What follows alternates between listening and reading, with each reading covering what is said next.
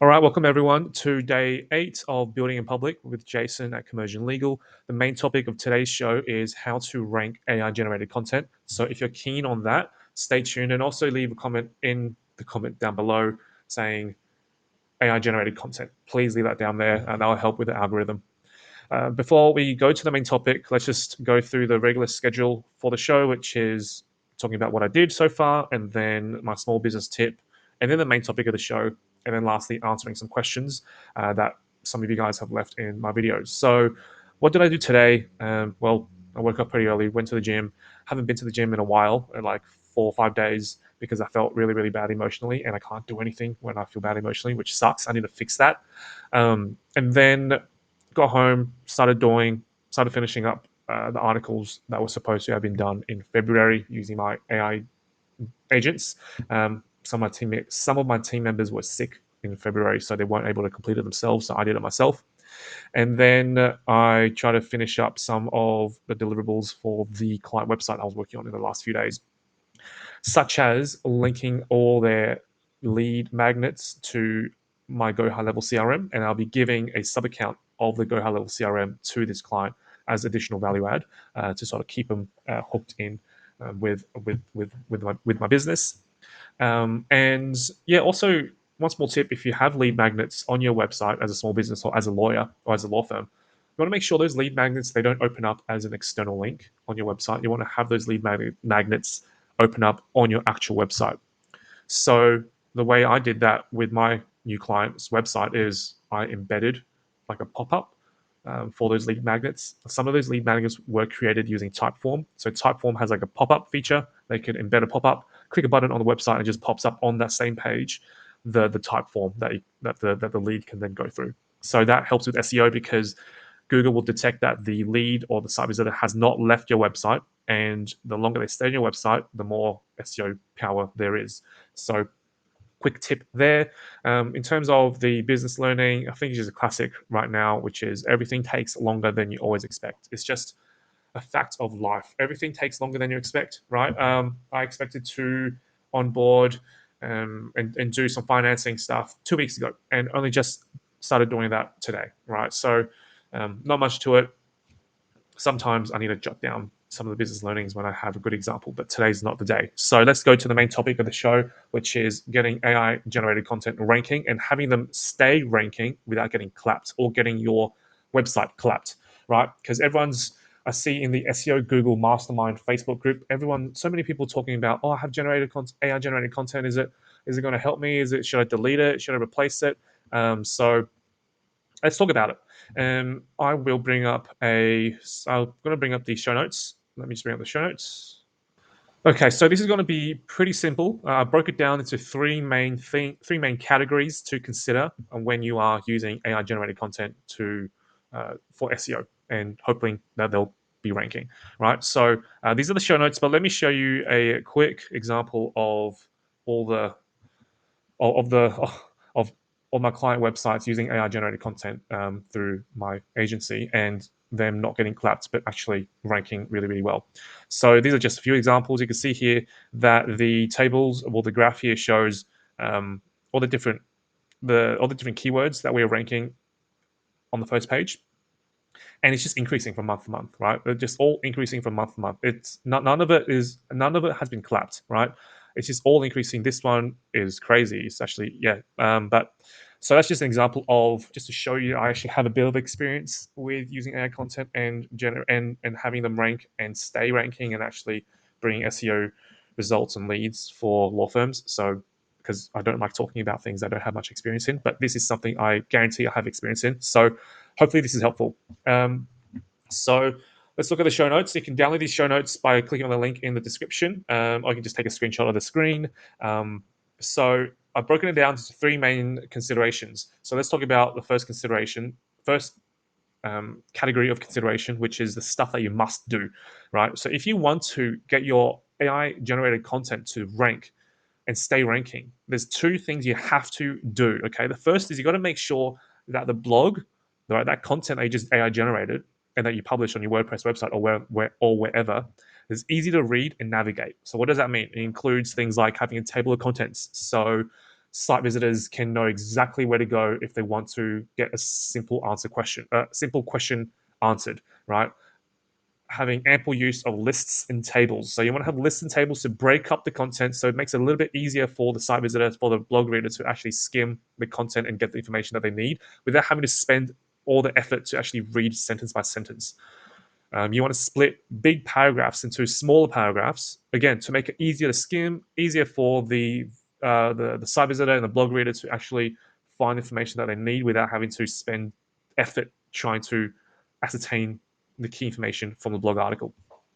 You also want to use bolding, italics, underlines, anything that will help, any sort of formatting tricks that will help make the blog easier to read, right? And this applies not just to AI content, but also to human written content. The stuff that I'm citing here has always been true for human written content, and they remain true for AI generated content. So you need to make sure that the AI generated content that you have has all these things that I just mentioned, right?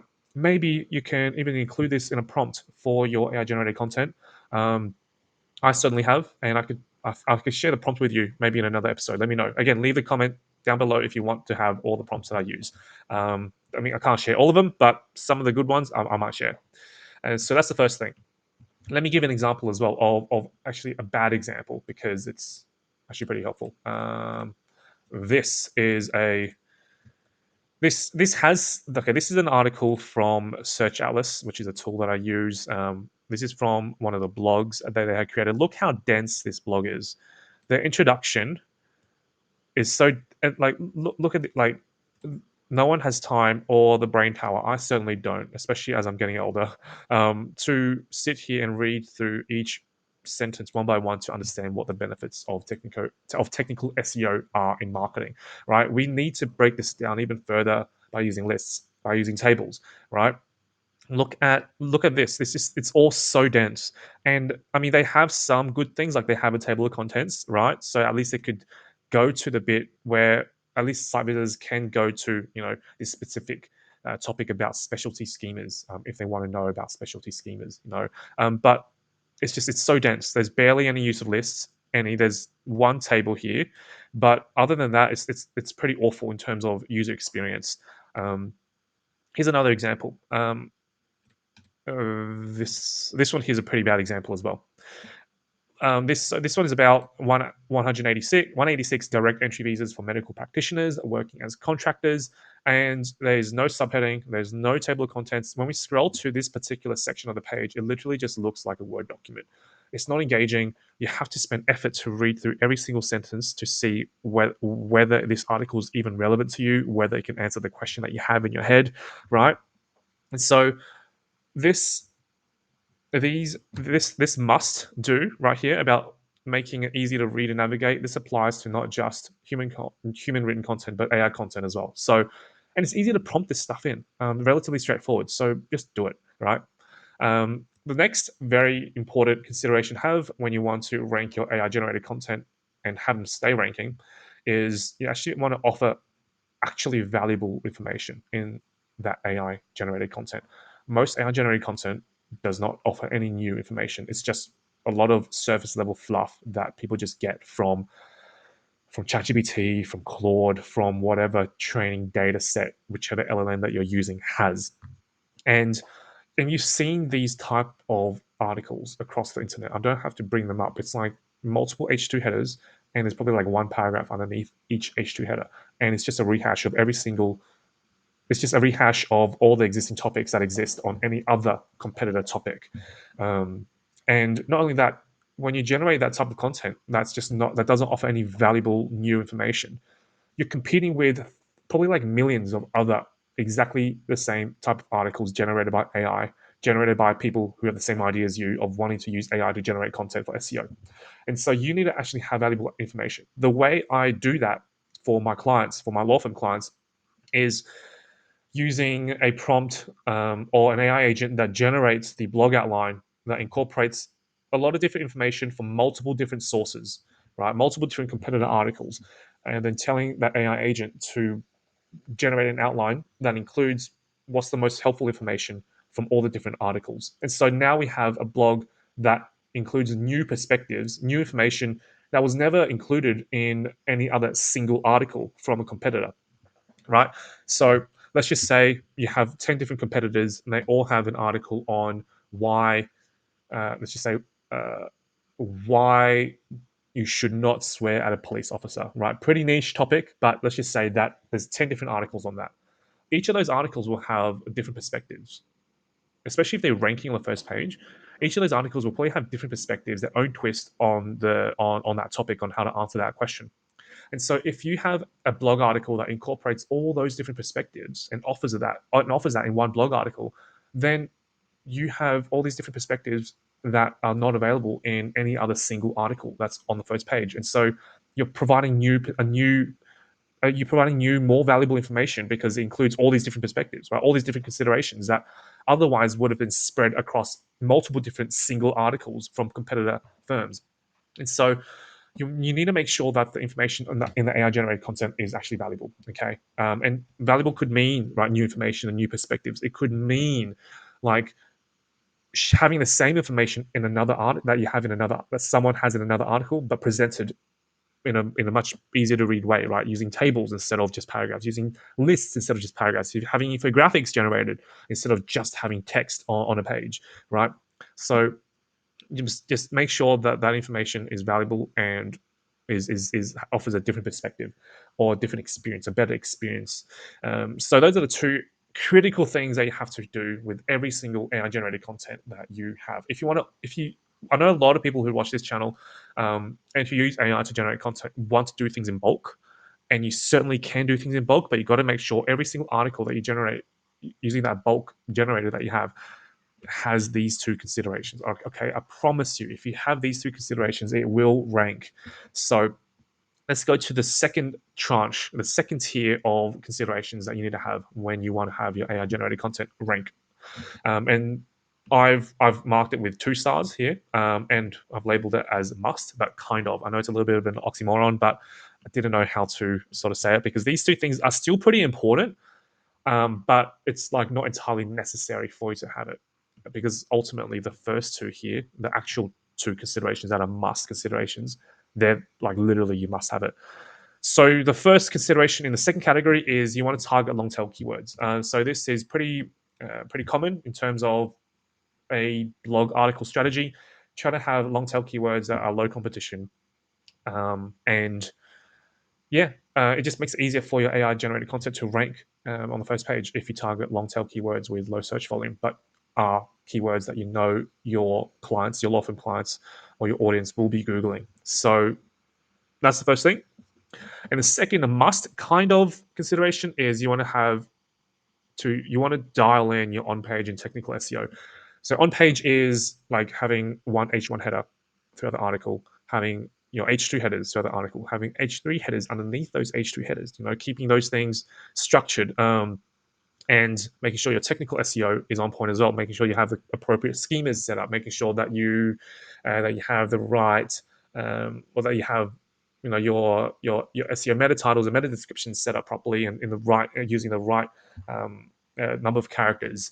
And yeah, because again, this is not a must-have, but it's actually really important because it helps Google and any other search engine like Bing or even ChatGPT actually read and find your blog article. And it's just if we make it easier for the search engine and the AI to understand our article, then it just makes it easier for them to determine whether it's worthy to rank or not.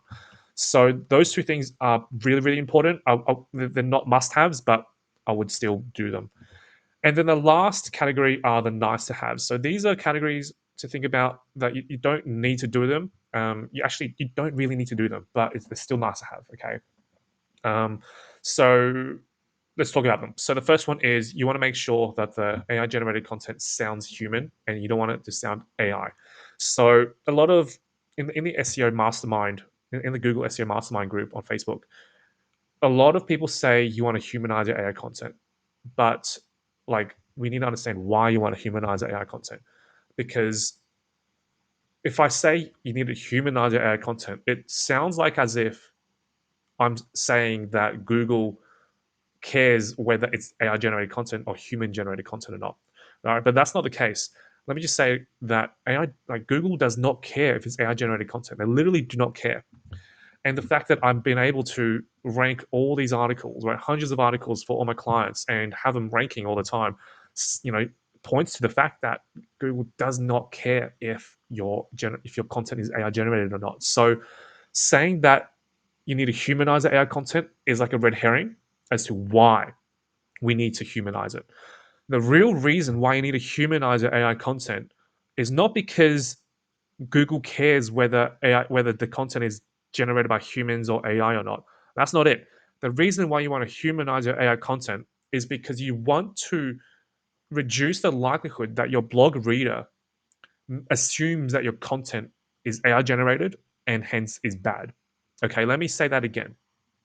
You want to make sure that your AI generated you want to make sure your AI generated content sounds human because you want to reduce the likelihood that your site visitor, that your blog reader assumes it's bad content because it sounds like it's AI generated. Okay, we've all, I'm sure, like probably like 95% of the human population on the internet have read AI generated content, and we could pick it up straight away. And like, let's just say 90% of that 90% of that population are AI generated content that's just really poorly written. Okay, and really fluffy, does not provide any additional perspectives, doesn't make things easier to read, is just regurgitated information that's been posted a billion times by every other AI generated content on the surface of the world. And so people make the assumption that if there's any indication that this content is generated by AI, that they'll assume that it's bad and they'll click away from it. Okay, so we don't want our content to sound too AI. Okay, it's okay if you use a little bit of some like if you use semicolons in the headings. I know that's like AI generated, but that's not too big of a deal. But if everything just sounds so AI generated, people are just going to click away because they're going to make the assumption that it's bad, right? That's what I do.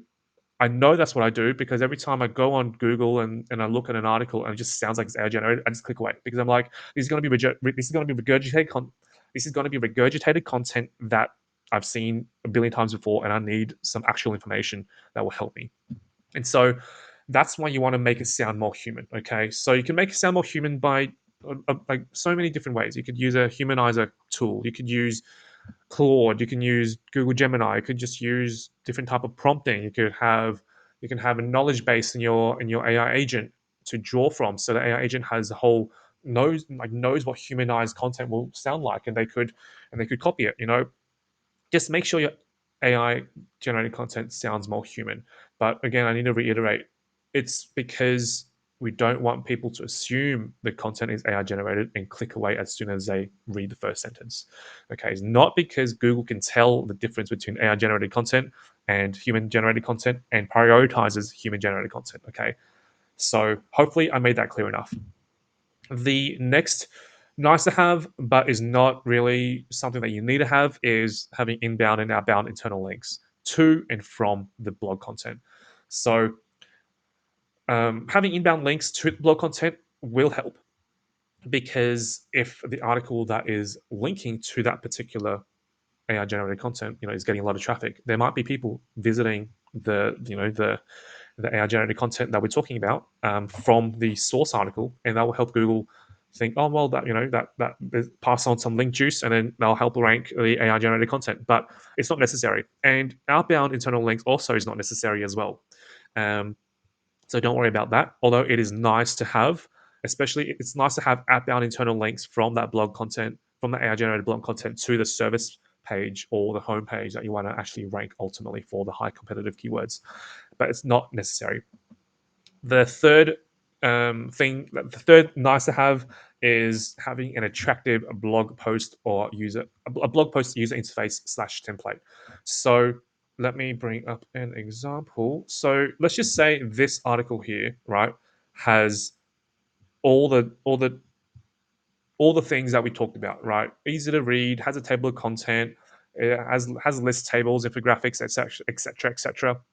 that will still get this article ranking, even though it doesn't look pretty, right? Even though it looks like a Word document, it will still rank. How many times, especially if you're a lawyer, you've Googled something and a PDF has popped up, and it's like the most densest PDF, and it's like a case study or a university paper on a new piece of legislation or anything like that.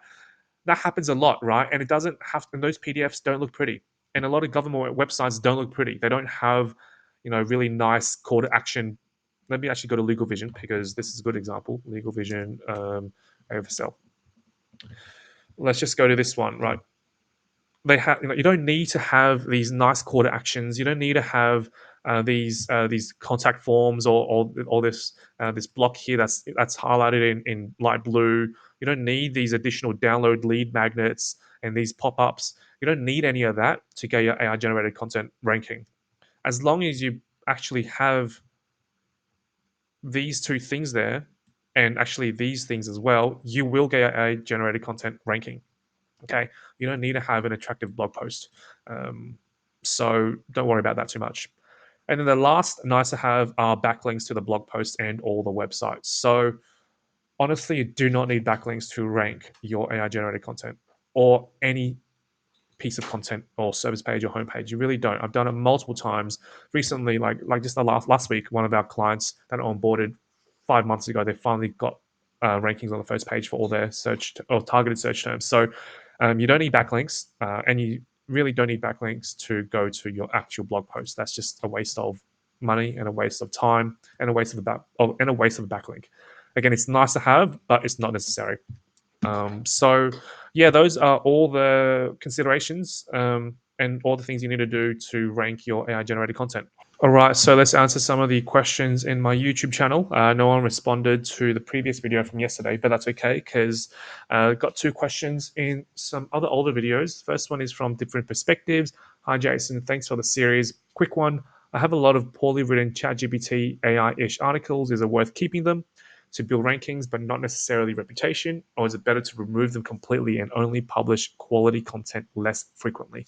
At the moment, I'm trying to replace them with quality content one by one, but what would be the best option? I would say continue replacing those poorly written chat GPT AI-ish articles with better written content, as opposed to writing new ones or deleting them. Just rewrite them, because if they have already been ranking, then you don't want to delete them because you're going to lose that ranking. So you should definitely rewrite them, because if you rewrite them, especially the ones that are already ranking, they'll actually help them solidify the rankings. And if you rewrite the other poorly written ChatGPT AI-ish articles that aren't ranking, then they're already indexed, and so it just takes it. And once you've rewritten them, so they're much better, they're already indexed. So it just takes less time for Google to pick it up and then decide whether to rank it or not. So that is what I would do if I was you. So replotting BIP8.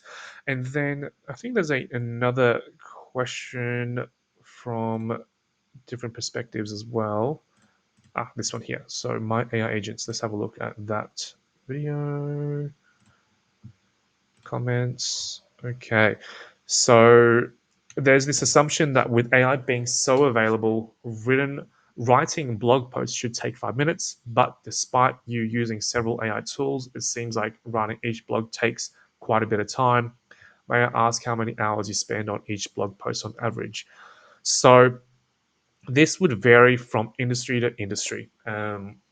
I work in a really specialized industry, which is law firms and professional services. And so the content that we put out in those industries needs to actually provide real value. And so it does take more time for me and my team to write these type of articles than, let's just say, an an Amazon product roundup or a listicle of the 10 best places in Vietnam to travel to. So in my case, with the highly specialized nature of the content that I write, it takes around, let's just say, on a good day it'll be like 40 minutes. On a bad day it'll be like an hour and a half, maybe 2 hours maximum. if there's not a lot of resources online on the specific topic that I want to write about. So, yeah, around 50 minutes to around 2 hours maximum. Most times, the median, it would be around 60 to 70 minutes. Um, and what's great about using the AI agents is we don't really need to do like much like of that manual writing, right? It just writes it for you, and it just researches the resources that we provided it for us. So it's like a pretty chill thing. So yeah, hopefully that was helpful. Let me know if there's any sort of questions that you want me to answer. Leave them in the comments down below. And one last thing, if you did stay this long, I will be giving out free um, website audits online on video. So if you want me to order your website, um, then especially if you're a law firm, I'm doing it for free, and I'll post it on YouTube. So yeah, I'll leave it in the comments down below, and then I'll audit it in the next video. So yeah, thanks so much, guys, and see you in the next one. Hopefully, this video was helpful.